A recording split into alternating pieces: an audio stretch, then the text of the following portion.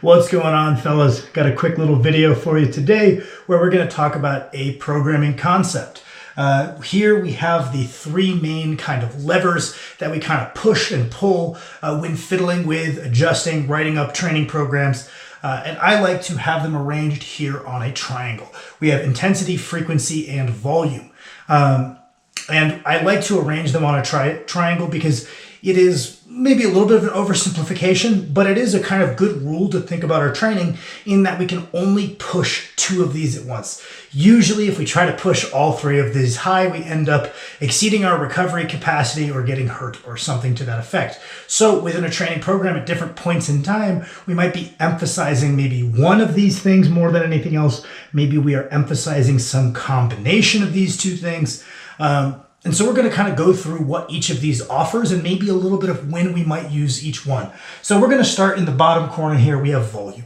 I think that we're all probably pretty familiar with this concept that volume seems to be a critical driver of hypertrophy. Absolutely, there needs to be sufficient intensity and there needs to be sufficient frequency, because if any of these variables are zero, your training results are going to be zero.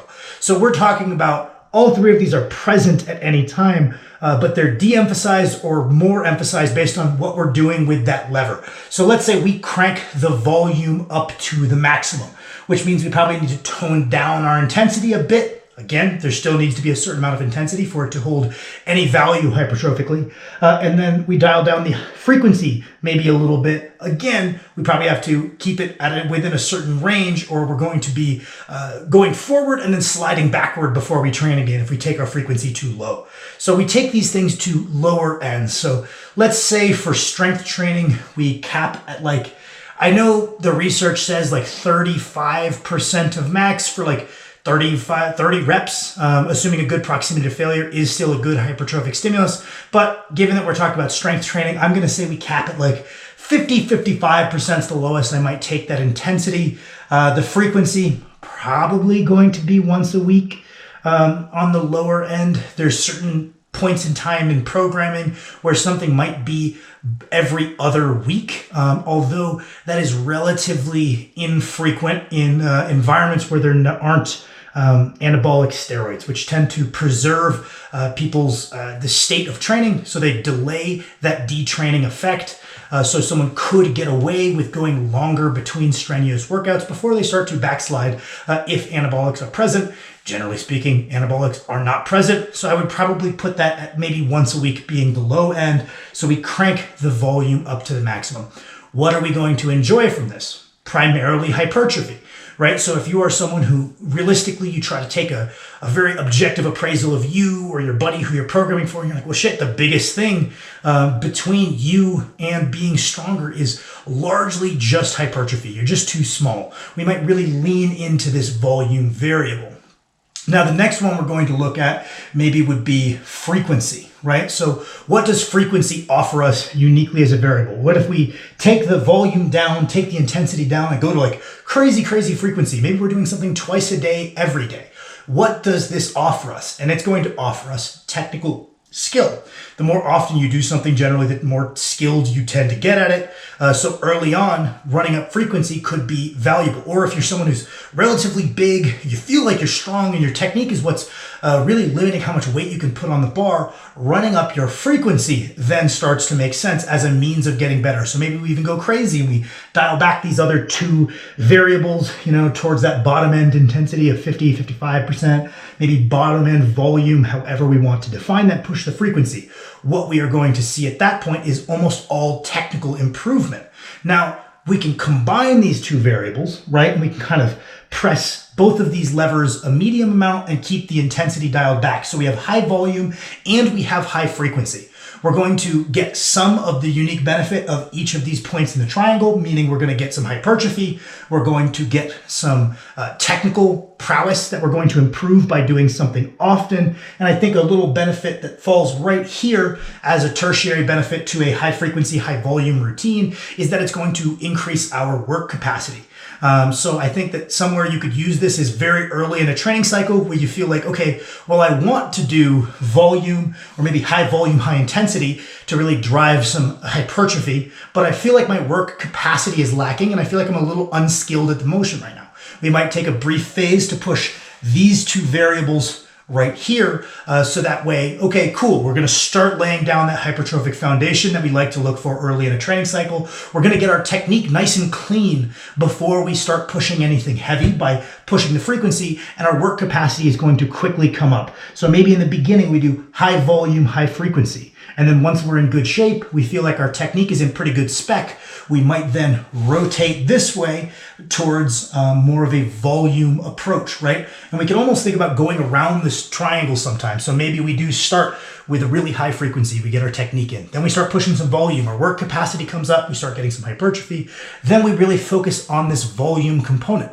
We just start getting bigger. And then the next phase of training usually would look something like this intermediate point. So when we go up to the top, we talked about how the unique benefit of frequency is usually technical prowess will improve a little bit quicker. The unique benefit of volume is usually that's going to drive more hypertrophy. The unique benefit of intensity is that it's going to drive neural strength adaptation, right? So putting more weight on the bar makes you more efficient at outputting force, generally speaking, right? So sometimes we can take things and take down the frequency, we take down the volume, and we really just go crazy heavy. And we're going to be able to drive some neural adaptation. So let's say we've got our technique is nice and in spec, our muscles are reasonably large for our level of lifting. Really leaning into this intensity side of things can be a good way to basically capitalize on everything that you've built, right? So maybe we did move from frequency to frequency plus volume to really leaning into the volume. We've grown some muscle. Now we start maybe dialing back the frequency and we're pushing volume and intensity. So we're looking to do heavy volume. So what are we going to get from that? We're going to continue moving forward hypertrophically, and then we're also going to start making some of those neural adaptations and getting more powerful, so to speak. Then maybe we dial back the volume and we're just going really heavy. And then the other option we have here, so let's say we go this point in the triangle, largely what we're looking at is hypertrophy and neural adaptation. Here we're looking at hypertrophy, technique, and I would also say work capacity falls in there. Here I would say that the ability to do difficult reps is something you can train here. So if you're doing a really tough set of 5, you're kind of fighting that urge to break down. Whereas if we're going high frequency, high volume, any combination of these two, but the intensity isn't there, usually we aren't going to be practicing that specific skill of resisting breakdown.